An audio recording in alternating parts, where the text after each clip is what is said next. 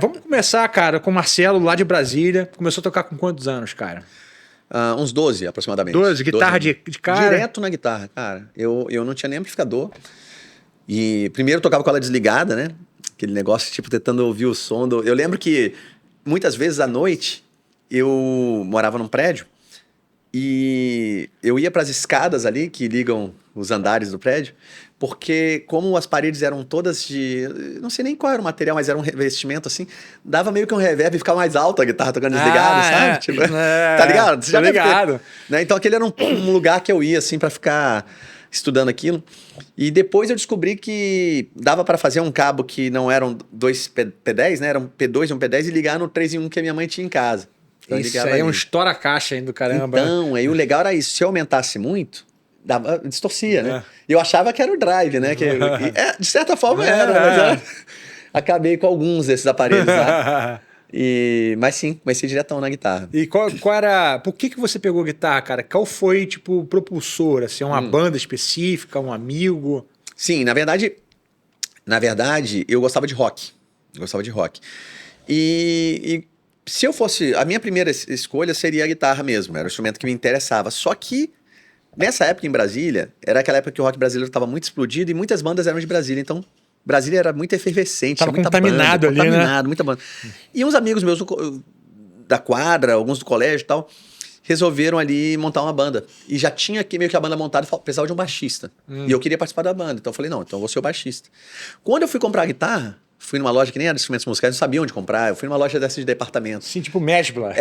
Foi exatamente na Mesbla. Que exatamente. Tinha. E tinha uma parte, eu lembro até hoje, eu sempre passava e olhava, tinha um baixo e 2 guitarras da Giannini lá. Quando eu fui lá buscar o baixo, só tinha as 2 guitarras. Não tinha. E a minha avó já tinha combinado, já tinha concordado em me dar o instrumento. Eu falei, cara, eu não vou perder essa oportunidade. Então eu quero a guitarra. Mas você falou que queria que ser baixo, eu sei, mas eu chamava ela de mãe também. E aí saí de lá com uma guitarra, era uma Giannini Sonic, né? E foi aí que tudo começou. Mas você não entrou na banda, então? Não, eu entrei porque o que aconteceu, os caras... Tinha 2 guitarristas, mas um tocava mal. Um não sabia tocar ainda, só tinha guitarra. E aí eu liguei, né? Falei, galera, tipo, o fulano vai pro baixo, então, porque eu comprei uma guitarra agora e tal. Né? E aí muito rápido eu evoluí também, que eu brinco que eu não sei brincar, né? Tipo assim, tem um monte de coisa... Eu brinco que eu não sei brincar, ficou engraçado, né? Tem um monte de coisa que eu não faço mesmo, que eu nem me arrisco a fazer. Falo, cara, eu não sei fazer isso, eu não vou fazer. Mas se eu pego uma coisa para fazer, eu me dedico, né? Sim. Eu tenho essa coisa do foco, da dedicação. Então, muito rápido, vamos colocar assim, a média era muito baixa dentro dessa galera, era um monte de menino, né? Muitos deles depois viraram grandes músicos, mas naquela época...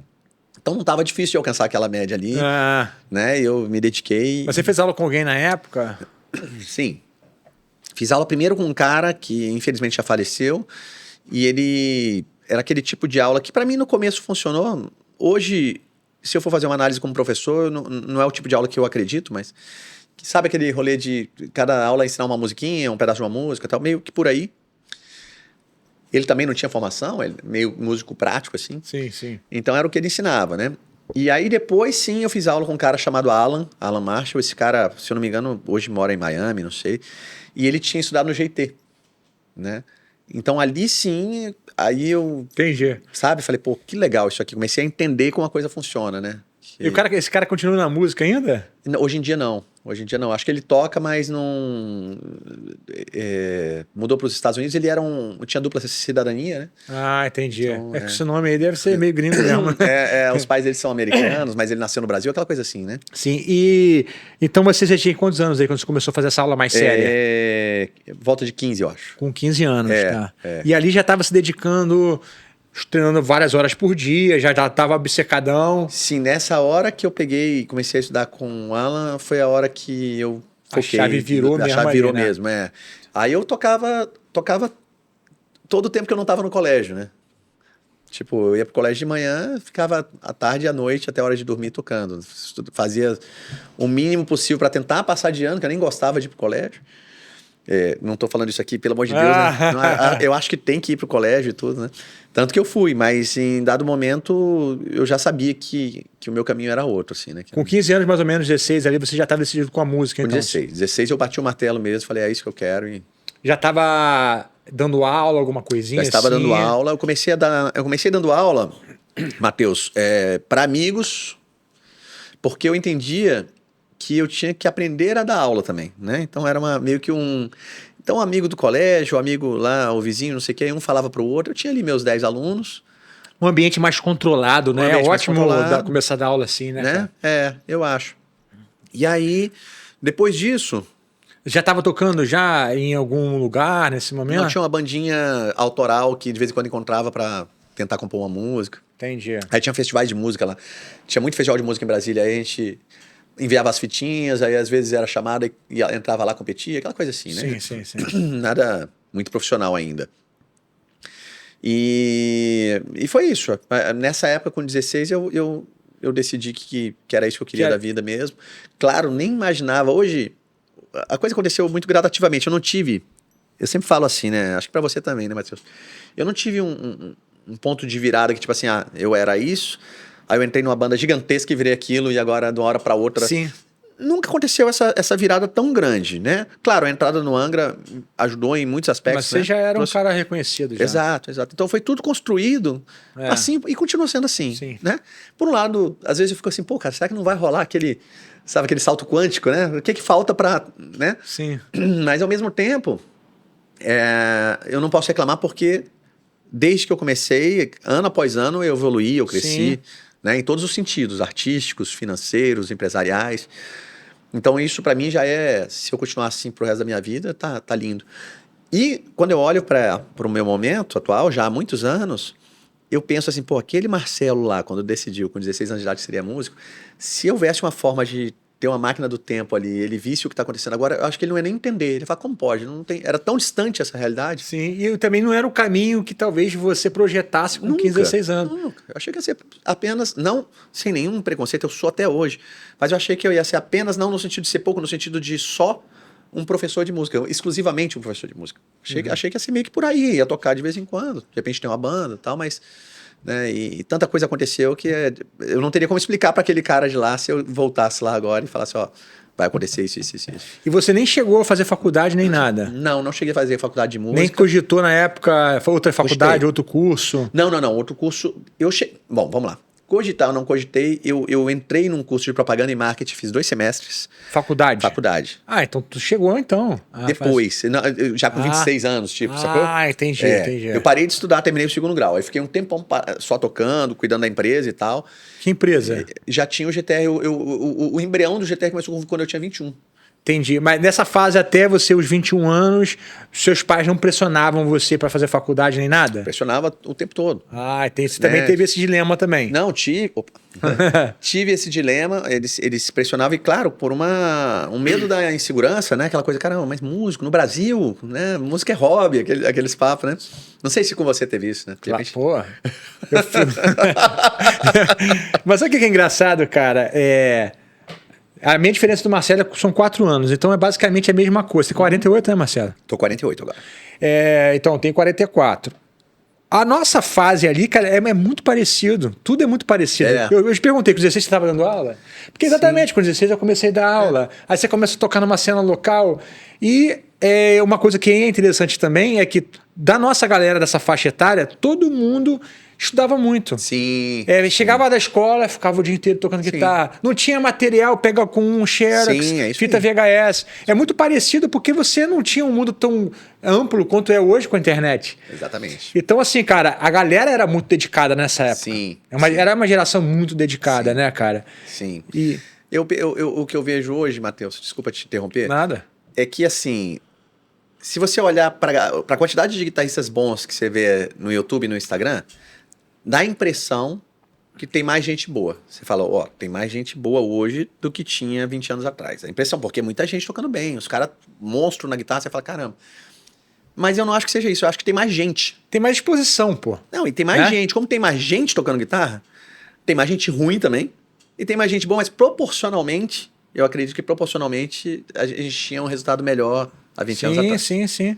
Não, a nossa geração, cara, era uma geração muito dedicada, que dava muito valor ao que eu tinha, porque era muito difícil ter acesso. É verdade. Né? Hoje, não é que a galera não seja dedicada, eu acho que tem muita distração, Sim. você tem muita concorrência de tempo com coisas que tomam o seu tempo e você nem percebe. Claro. Então a galera tem dificuldade de se concentrar, manter um foco.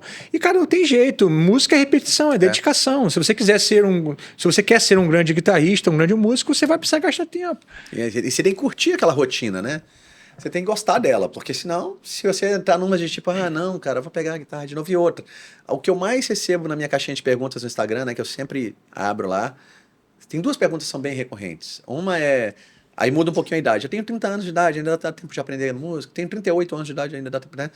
E a outra é como ter uma consistência nos meus estudos sem estar motivado, sem ter motivação, né? Então, eu lembro que, assim, eu respondo sempre a mesma coisa. A gente ia pro colégio todo dia, cara, e quase nenhum dia a gente estava motivado para ir pro colégio. Você ia porque tinha que ir, né? Sua mãe te acordava lá, falava, filhão, vambora, toma café, tá atrasado, vamos, e você ia. Meio robô, né? Meio tipo... Até eu lembro do clipe do The Wall lá, né? Os bonequinhos. E tá tudo certo. Então, por que com guitarra ia ser diferente, né? Não, só vou fazer se eu estiver motivado. Será que eu estou motivado para tocar? Não vai acontecer, cara. Se depender disso, é maior burrice. Eu sempre cito o Chuck Close aqui, que ele tem uma frase que eu acho maravilhosa. Uma entrevista na Folha de São Paulo, a menina perguntou para ele, e a inspiração? Ele falou assim, inspiração é para amadores. Ele falou assim, olha só, gente, todo trabalhador do mundo sai de casa às 7 horas da manhã e volta às 7 da noite. Você tá achando que artista é o quê? É inspiração? É trabalho o dia inteiro. Você trabalha quando você não tem inspiração. E aquele negócio, né? Quando você trabalha, a inspiração te pega trabalhando, né? Exatamente. Eu adoro essa... Não lembro quem falou isso aí, mas eu adoro isso aí. Que fala que é tipo isso, né? Que ele trabalha o tempo todo porque quer que quando a inspiração chega ele esteja... lógico. Né? E aquilo também, né, gente? Tudo na vida que você quer ser realmente bom, excelente... Tem um preço. Tem um preço e você vai passar por fases, cara. Casamento tem fase. Sim, imagina. Né? Esporte, musculação, que você faz. Tem que fazer... A gente faz exercício físico, né? Sim. Cara, tem que fazer a vida inteira. Não, é pra sempre. E aí, cara? Vai ter dia que você fala assim, pelo amor de Deus, cara, não tô afim nem um pouco de, mas vai, cara. Vai do jeito que dá, faz o que der, mas tem que ir. Exato. Tem fases na época do músico que ele tá assim, cara, florescendo nos estudos, a motivação tá lá em cima. Sim. Tem fases que é mais difícil, que você talvez pratica um pouco mais pela obrigação. Claro. A gente estava falando hoje com a minha esposa ali, né? Que o que a gente mais quer no nosso dia é ter o tempo para tocar guitarra, né? Claro. A gente valoriza tanto isso porque a gente trabalha tanto em tantas coisas, né? A gente tem aquela paixão por tocar, né? Isso é bom demais, né?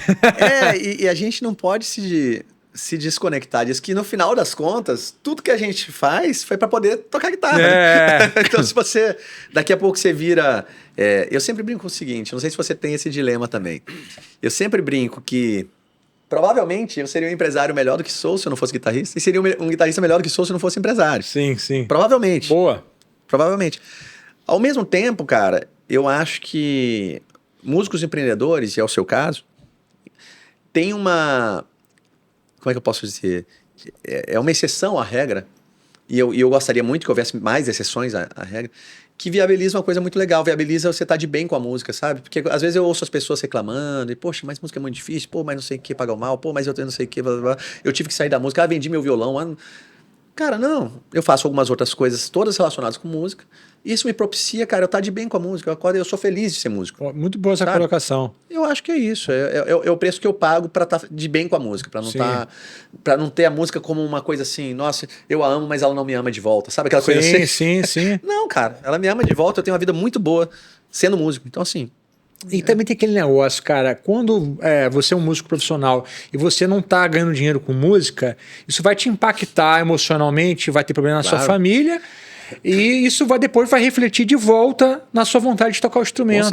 Com certeza. Você já deve ter visto muita gente assim, excelente músico, passando por uma situação financeira difícil, e o cara, poxa, acaba perdendo a motivação de estudar o instrumento. Total.